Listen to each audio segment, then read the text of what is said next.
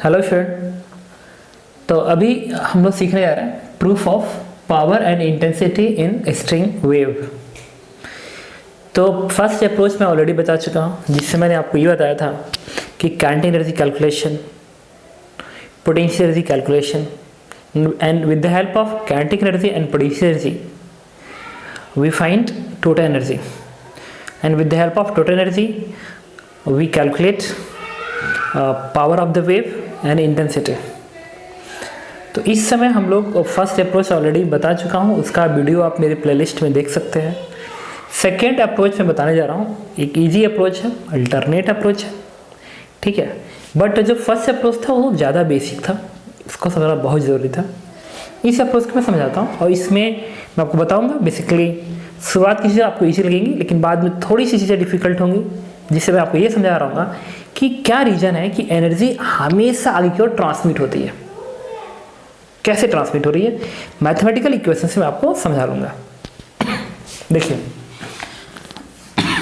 Second approach, मान लीजिए एक रस्सी है बहुत बड़ी सी, इसमें आपने एक ऐसा स्नैपशॉट बना दिया। अगर मैं इतने पार्ट का, सपोज करिए अब वेव इधर जा रहा है वेलोसिटी v से,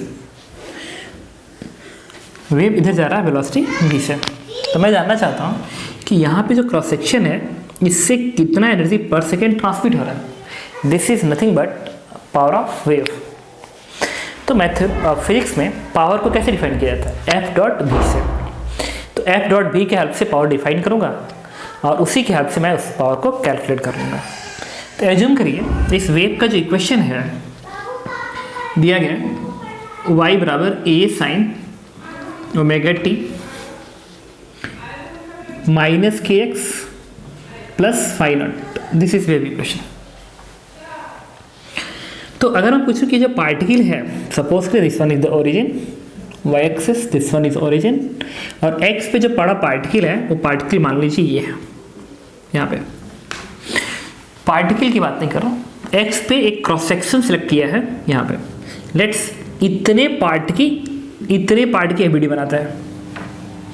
जब एबीडी बनाएंगे तो यहाँ पे टेंशन टी कैसे दिखाएंगे, अभी दिखाएंगे। एबीडी में आपको पता होना चाहिए कि टेंशन हमेशा किधर होता है, जिसकी एबीडी बनाते हो उससे हमेशा अभी होता है। और कोई पूछे कि इस पॉइंट की वेलोसिटी किधर है, तो आप क्या करेंगे, इस स्नैपशॉट को आई की ओर शिफ्ट करेंगे। जब शिफ्ट करेंगे तो ये वाला पॉइंट यहाँ पाएगा, मतलब ये पॉइंट इधर भागेगा, नीचे की ओर भागेगा। This is velocity v of the particle. और मान लीजिए t और v के बीच का एंगल थीटा है, लेट्स। अच्छा एक और चीज़, अगर ऊपर प्लस है, इधर मैं प्लस एक्स एक्सिस दिखा रहा हूँ, तो इस पार्टिकल की वेलोसिटी निकाल लो और इस वेलोसिटी और t के साथ सपोज करो angle, let's this angle is theta, suppose करो एंगल थीटा है, कुछ नहीं, दिस एंगल इज थीटा। और पार्टिकल की वेलोसिटी सपोज करो मैंने एज्यूम कर लिया v इस तरीके से, v ऑफ p। अभी मत कहना कि सर अभी तो नीचे दिखाए थे, बताओ मैथमेटिक्स एडजस्ट कर लेगा, ये मैग्नीट्यूड नहीं है, समझ रहे हो, ये वैल्यूज है उसकी, वो माइनस प्लस कुछ भी हो सकती है depending on differentiation of this function, ठीक है। लेकिन कोई कहता है कि नहीं सर आप बताओ इसकी वेलोसिटी का डायरेक्शन किधर होगा, तो क्या कहते हैं सर नीचे कर होगा। पता है ऐसा क्यों कर रहा हूँ, मैथ नहीं कहा जाता है कि अगर इधर पॉजिटिव एक्स एक्सिस है तो इधर ही मान लो वी एक्स कैलकुलेट करो, अगर वो निगेटिव आ गया तो अपने आप ही उल्टा हो जाएगा। तो सिमिलरली मैंने क्या किया, इस पॉइंट की वेलोसिटी ऊपर कर मान ली, कैलकुलेट करेंगे, अगर प्लस आ गया तो ठीक है, माइनस आएगा तो अपने आप ही नीचे हो जाएगा, बस परेशान होने की जरूरत नहीं है। चलिए, तो पार्टिकल की वेलोसिटी निकालना है तो इस फंक्शन को डिफरेंशिएट करेंगे dy बाई डी टी। तो dy बाई डी टी करेंगे तो ये बनेगा a, t का डिफरेंशिएशन, ओमेगा का टर्म बाहर, साइन क्या बनेगा कॉस ओमेगा टी माइनस के x plus phi naught. This is velocity of particle. मैं पूछूं कि इस पार्टिकल का, तो इस टेंशन का वर्क इसके सिस्टम पे, इस सिस्टम पे टेंशन कितना वर्क कर रहा है, this is power. Power is F dot v, F dot v, F dot v क्या होगा, एफ टेंशन है तो टी इंटू वी पी इस पार्टिकल की वेलोसिटी है कितनी, A omega cos omega T minus के एक्स प्लस फाई नॉट। तो एफ भी cos theta, cos of theta, और थीटा क्या होता है थीटा होगा टी और भी के बीच का एंगल, ठीक है। तो अगर ये वाला एंगल थीटा आपने एज्यूम किया है तो एंगल क्या आएगा 90 माइनस थीटा। तो यहाँ क्या लिखेंगे 90 माइनस थीटा। अब देखिए जो पावर कैलकुलेट हो के आया इंस्टेंटेनियस पावर वो हो गया T A omega cos omega T minus के x plus phi naught and this is sine theta, this is sine theta. और आपको ये ऑलरेडी बताया जा चुका है कि जो वेव प्रोपगेट होता है उसमें जो थीटा होता है it is very very small, उसको बहुत ही स्मॉल एज्यूम किया जाता है। तो अगर थीटा बहुत स्मॉल है तो साइन थीटा को आप क्या लिख सकते हैं, दिस इज टेन थीटा लिख सकते हैं। और tan theta is nothing but divide by x slope. इसका मतलब आप जो टेन थीटा होगा अगर आप निकालना चाहेंगे तो del y by del x की हेल्प लेंगे। अगर इस पॉइंट पे जानना है कि स्लोप कितना आ रहा है तो इस फंक्शन को पार्शियली डिफ्रेंशिएट करेंगे और उसमें x की जगह पे क्या प्लेस कर देंगे, x प्लेस कर देंगे, आ जाएगा यहाँ का स्लोप, करिए डिफ्रेंशिएट। तो बनेगा a, x से कोफिशिएंट माइनस के बाहर आ जाएगा, साइन का क्या बनेगा cos ओमेगा t माइनस के एक्स प्लस फाइव नॉट। अब d y by d x tan की जगह पे उठा के वैल्यू रख दीजिए, जैसे रखेंगे ये क्या आएगा t, यहाँ पे a का टर्म यहाँ पे आएगा तो बन जाएगा a का स्क्वायर ओमेगा इंटू के आएगा, ओमेगा रहेगा और के भी आ जाएगा और ये टर्म एग्जैक्टली से ठीक है बन जाएगा cos square omega T minus के एक्स प्लस फाइव नॉट। आ गया। एक और चीज़ ऑलरेडी मैं बता देता हूँ आपको पता है भी की जो वैल्यू होती है this is nothing but under root t upon mu. तो स्क्वायरिंग करने के बाद अब भी कुछ और ही लिखते हो, भी को भी रहने दो, यहाँ से स्क्वायरिंग करिए तो टी आएगा म्यू इंटू वी स्क्वायर आएगा, टी बराबर म्यू इंटू वी स्क्वायर, उठा के यहाँ प्लेस कर दीजिए तो बनेगा minus mu into v square. अच्छा एक और काम करते हैं, ये जो के है मैं इस के को क्या लिख सकता हूँ, एक और आपको पता है भी बराबर होता है ओमेगा अपान के, भी इक्वल्स टू ओमेगा अपान के। तो कोई पूछे के कितना आएगा तो के को अगर इधर भेज दूँ तो भी इधर आएगा तो ओमेगा अपान भी बन जाएगा। मतलब इस के की जगह पे आप चाहो तो लिख सकते हो क्या ओमेगा अपान भी, तो एक भी से भी कैंसिल आउट हो जाएगा। तो इससे पावर की वैल्यू क्या आ गई, दिस इज माइनस म्यू भी ए ओमेगा का स्क्वायर, तो ए ओमेगा का whole square cos square omega T minus के एक्स प्लस फाइव नॉट। तो this is the power of this tension, इस रेट से वर्क कर रहा है। अब देखिए कोई पूछे एवरेज पावर की वैल्यू बताइए, तो एवरेज पावर क्या होगा इस पूरे फंक्शन का एवरेज, तो इस फंक्शन का एवरेज कितना आएगा 1/2, तो यहाँ पे 1/2 प्लेस कर दीजिए और पावर का जो मैग्नीट्यूड आएगा वो हो जाएगा 1/2 म्यू भी, इसको इसे तो आपने लिख लिया होगा, तो इसके जगह पे 1/2 प्लेस करेंगे तो मैं इस वाले फंक्शन को यहाँ लिख दे रहा हूँ। तो इससे पावर का एवरेज वैल्यू आएगी, this one is half mu भी ए ओमेगा का होल स्क्वायर।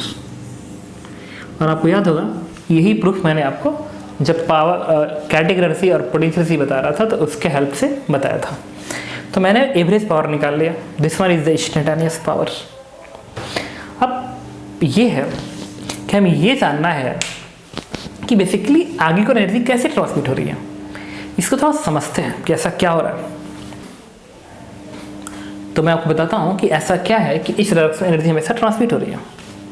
कुछ नहीं, ये जो फंक्शन है ना ये भी बता रहा है और अभी एक आपको और वर्णन से समझाता हूँ कि क्या हो रहा है। देखिए माइनस साइन स्क्वायर का फंक्शन है, हमेशा पॉजिटिव रहेगा, ये क्वांटिटी हमेशा पॉजिटिव रहेगी। माइनस साइन मतलब पावर नेगेटिव है, इसका मतलब पावर क्या होता है रेट ऑफ वर्क डन। तो टेंशन का वर्क डन हमेशा नेगेटिव है, किसके सिस्टम पे, इस सिस्टम पे। तो इस सिस्टम पे ये टेंशन हमेशा नेगेटिव वर्क कर रहा है। अगर कोई टेंशन किसी सिस्टम पे हमेशा नेगेटिव वर्क कर रहा है, इसका मतलब कि उस सिस्टम की एनर्जी को वो कम कर रहा है। तो अगर ये टेंशन इस सिस्टम में हमेशा नेगेटिव वर्क कर रहा है, इसका मतलब ये हो गया कि इस पार्ट की एनर्जी हमेशा कम हो रही है। तो कम हो रही है तो जा किधर रही है, आगे की ओर, तो एनर्जी आगे की ओर ट्रांसमिट हो रही है। दिस इज द रीजन कि एनर्जी आगे की ओर ट्रांसमिट हो रही है। ये तो इससे, बट एनर्जी आगे को ट्रांसमिट हो रही है, ये इस फंक्शन के अलावा हम समझ सकते हैं। कैसे, देखिए अभी तो आपने कहा था कि एक्चुअल सेंस में इस पार्टिकल की जो वेलोसिटी है वो बेसिकली किस डायरेक्शन में है, नीचे को है। शुरू में याद आ रहा, जब शिफ्ट करेंगे आगे की ओर तो ये वाला पॉइंट यहाँ पाएगा तो वेलोसिटी नीचे, तो एक्चुअल में वेलोसिटी नीचे को रहा है और ये एंगल थीटा एंगल 90 है, तो क्या टी और वी के बीच का एंगल ऑब्ट्यूज बन गया? अगर ऑब्ट्यूज बन गया इसका मतलब वर्क क्या होगा? नेगेटिव। और ये पता है हमेशा होगा, ये वाला स्नैपशॉट को आगे बढ़ा के देखिए तभी भी इस यहाँ पे ना टी और वी का एंगल ना हमेशा, इतने एक पार्ट के वीडियो ना टी और वी के बीच का एंगल हमेशा ऑब्ट्यूज बनेगा। हमेशा ऑब्ट्यूज बनना इस बात को कंफर्म करेगा कि वर्क हमेशा क्या होगा? नेगेटिव, और नेगेटिव ही आना चाहिए क्योंकि इक्वेशन भी तो वेरीफाई करना चाहिए। इसका मतलब यहाँ का एंगल हमेशा क्या रहेगा? ऑब्ट्यूज। ऑब्ट्यूज रहेगा तो ये टेंशन हमेशा नेगेटिव वर्क करेगा, नेगेटिव वर्क करेगा तो इस पार्ट की एनर्जी हमेशा क्या करेगा? कम करेगा। चलिए ये तो मैं इस इक्वेशन से भी बोल दिया कि हमेशा ऑब्ट्यूज रहेगा, लेकिन क्या एक काम करते ना और बता देता हूँ। देखिए इसको स्नैपशॉट को आगे बढ़ा दीजिए और हमेशा इसी क्रॉस सेक्शन की वेलोसिटी को हम लोग महसूस करेंगे या समझेंगे इसी की। तो जब इस स्नैपशॉट को एक और बढ़ाएंगे तो ये वाला जो पार्ट है ना कुछ ऐसे होते हुए इस तरीके से आएगा, ऐसे होते हुए यहाँ पे आ जाएगा। इसका मतलब ये पार्टिकल आ गया यहाँ पे, तो टी ऐसे अब भी नीचे, अभी भी ऑब्ट्यूज है। अब कुछ समय बाद जब ये वाला पॉइंट यहाँ पे आएगा तो इसको यहाँ लेके जाइए, तो इसको जब और आगे बढ़ाएंगे ऐसे तो बन गया इस तरीके से, ऐसे बन गया ऐसे। अब ये जो पॉइंट है अभी भी किधर जा रहा है? नीचे, टी आगे, अभी भी ऑब्ट्यूज एंगल है। एक काम करते हैं, ये मैक्सिमा को आगे निकाल दीजिए।